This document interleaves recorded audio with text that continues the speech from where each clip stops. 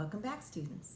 This afternoon, I have another Julia Donald's Axel Scheffler book for you called The Spiffiest Giant in Town. Spiffy means to be like well-dressed, right? To look nice. And on the cover, I see what must be a giant, right? And he's so big that even the little mice and the fox, even the giraffe, only comes up to kind of the middle of his legs or his shins, right? That's the part of your lower leg, your shin. And all the animals are looking up at him. And there's a blurb on the back of the book. He's the spiffiest giant in town, but not for long. George the giant is sick of always wearing the same ragged gown and beat up old sandals. So when he sees a shop full of spiffy clothes, he decides to treat himself to a new outfit. George loves his fancy look, but as he walks around town, he meets all sorts of folks who could use his help. And before long, this big-hearted giant realizes that there are more important things than looking good. Okay, let's see what happens. Oh, on the back, you can also see the back cover has some more details. And look, that's kind of cute. By accident, the giant seems to have stepped on the hem of Mother Rabbit's dress, so she can't keep moving. Okay, and there's somebody else having a picnic. It's like a nice animal town. Here we go. The spiffiest giant in town. And there's George the giant walking along, looking a little unhappy in his long gown and his scruffy sandals. George was a giant, the scruffiest giant in town. He always wore the same pair of old brown sandals and the same old patched up gown. I wish I wasn't the scruffiest giant in town, he said sadly. So this is interesting in this town. I see animals living in the town. I see other people living in the town, but I also see other giants. Here in the background, there are two giants who are as taller than the houses, just like George, but they're a little more nicely dressed. Look, they have hats and jackets and nice shirts. Wow, there are lots of cute details here. I'll try to show you. There's George, the scruffy giant. There's some well-dressed giants. There's some people in the town doing their shopping, pushing prams, pushing baby buggies. Okay. But one day, George noticed a new shop. It was full of spiffy clothes. So he bought a spiffy shirt, a spiffy pair of pants, a spiffy belt, a spiffy striped tie, some spiffy socks with diamonds on the sides, and a pair of spiffy shiny shoes. Ooh, that could almost be a tongue twister. Spiffy shiny shoes, spiffy shiny shoes, spiffy shiny shoes. Oh, I can do that. Now I'm the spiffiest giant in town, he said proudly. So there he is, peeking in the window of the new shop. Oh my gosh, look at the giant socks. They're as big as the person. And he bought shoes, pants, belt, tie, socks, and shoes. He's ready to go styling.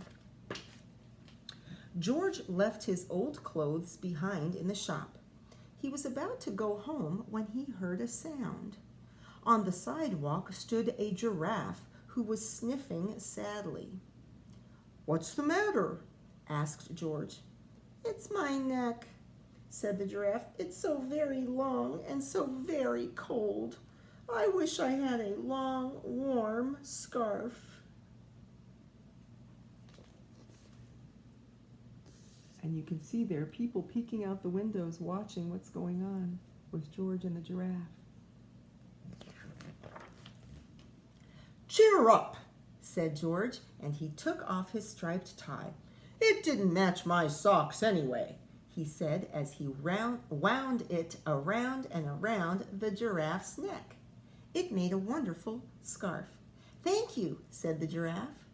As George strode toward home, he sang to himself, "My tie is a scarf for a cold giraffe, but look me up and down. I'm the spiffiest giant in town. Okay. So there's so many details. Oh, look, there's a pretty lady giant looking over at George and the other town people walking around.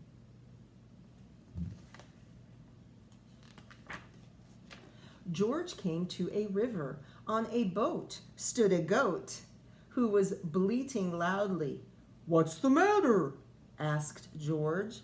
"It's my sail," said the goat. "It blew away in a storm. I wish I had a strong new sail for my boat."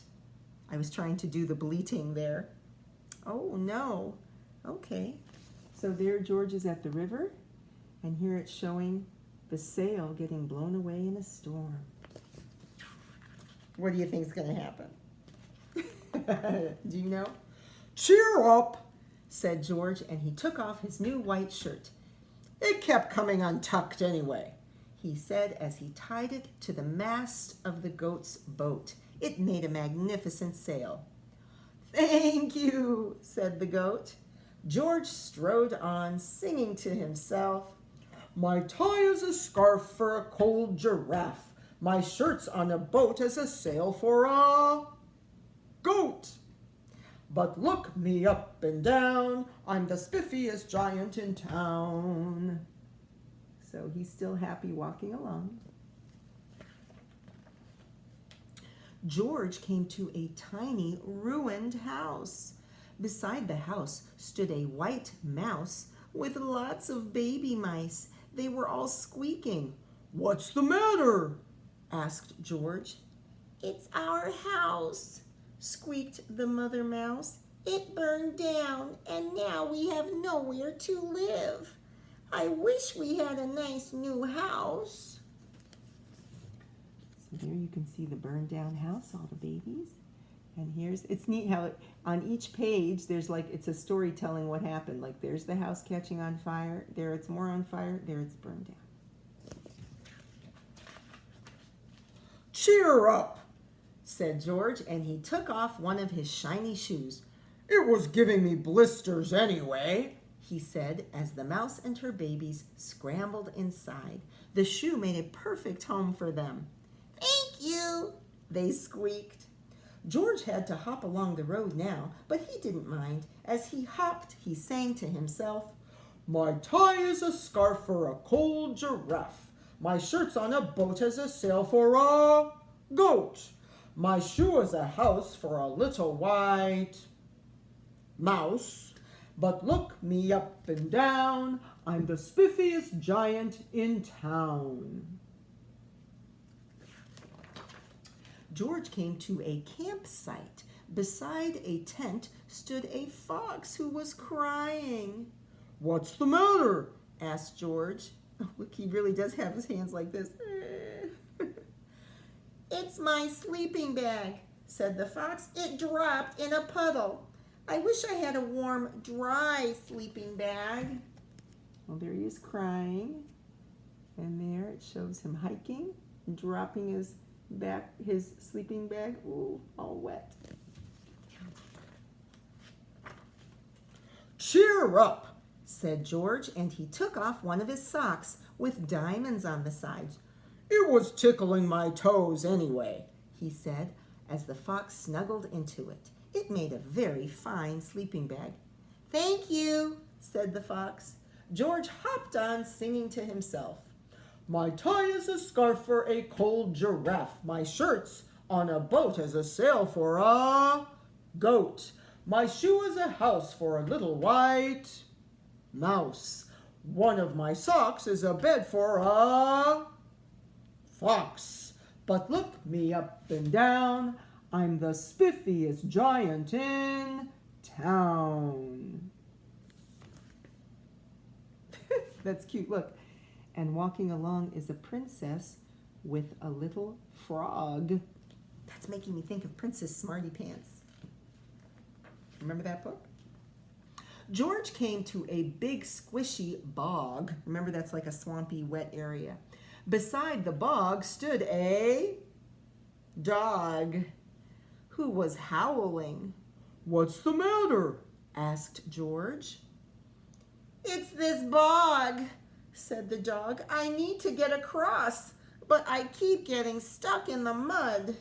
I wish there was a safe, dry path." So there's the dog. And every time he tries to go across, look, he's sinking in. Oh, he's really sunk there. Uh-oh. "Cheer up," said George, and he took off his spiffy new belt. "It was squeezing my tummy anyway," he said as he laid it down over the bog. It made an excellent path. "Thank you," said the dog. The wind started to blow, but George didn't mind. He hopped on, singing to himself. "My tie is a scarf for a cold giraffe. My shirt's on a boat as a sail for a goat. My shoe is a house for a little white mouse. One of my socks is a bed for a fox. My belt helped a dog who was crossing a bog. But..." Dun, dun, dun. Oh, what's gonna happen? Something's gonna happen and something's wrong. But, dun, dun, dun. It's getting windy. Wonder what's gonna happen.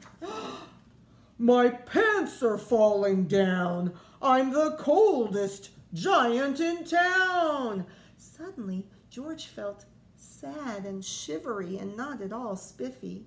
He stood on one foot and thought, "I'll have to go back to the shop and buy some new clothes, some more clothes," he decided. He turned around and hopped all the way back to the shop. Oh, so without the belt, his pants fell down. Oh no. Well, that's a problem. It said he had to hop back, I guess because his feet were all caught up in his pants, down around his ankles. Oh, but when he got there, it was closed. Oh my gosh, he's crying. "Oh no," cried George. He sank down on the sidewalk and a tear ran down his nose. He felt as sad as all the animals he had met on his way home. Then, out of the corner of his eye, he saw a bag with something familiar poking out of the top. George took a closer look. Dun, dun, dun. What do you think he's going to find in the bag? I think you already know.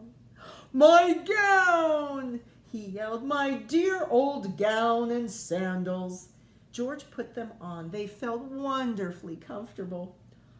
"I'm the coziest giant in town," he cried, and he danced back home along the road. Okay, so there he is sad, but look what he found next to the shop. And there he is, dressed back in his old comfy clothes. "I'm the coziest giant in town." Outside his front door stood all the animals he had helped. They were carrying an enormous present. "Come on, George," they said, "open it." George untied the ribbon. Inside was a beautiful gold paper crown and a card. "Look inside the card, George," said the animals. George put the crown on his head and opened the card. Inside it said, "You gave your scarf to a cold giraffe. Your shirt's on a boat as a sail for a goat. Your shoe is a house for a little white mouse. One of your socks is a bed for a fox. Your belt helped a dog who was crossing a bog. So here is a very fine crown to go with the sandals and gown of the kindest giant in town." So they made him a lovely gold crown and a beautiful card. And they pronounced him the kindest giant in town. Isn't that lovely? Here you can see the giraffe, the goat, the mouse, the fox, the dog. And there's the crown and George. Isn't that nice? That's a lovely ending. So, I hope you enjoyed that. The Spiffiest Giant in Town. I noticed, I got to do something at the end of a book, and I noticed this is a little different from some other Julia Donaldson books. Some things that are the same. They're animal characters, right? I'm noticing she has usually animal characters in her books, and sometimes animals mix with people, and in this case also mixed with a giant. And I also noticed that she has lots of really little details in her illustrations. Well, it's not her illustrations. Axel Scheffler puts lots of details in the illustrations. But something I also noticed about this book is it's not all rhyming, right? Some of her other books kind of are all rhyming, but this has some story, regular text mixed in with kind of a rhyme that describes the giant as he's singing on his way home. So anyway, I hope you enjoyed that. Spiffiest Giant in Town. So, I hope you have a great day. It looks like it's clearing up and getting more sunshiny, kind of getting hot and sticky. Anyway, please keep washing your hands, cover your coughs and sneezes, do some reading and some writing, help your family around the house. I think that's almost it, except keep collecting those books and reminding your parents to send me an email about when I can come visit you at a distance and pick up those books and say hi. Okay, I love you guys. I miss you. Elbow bump.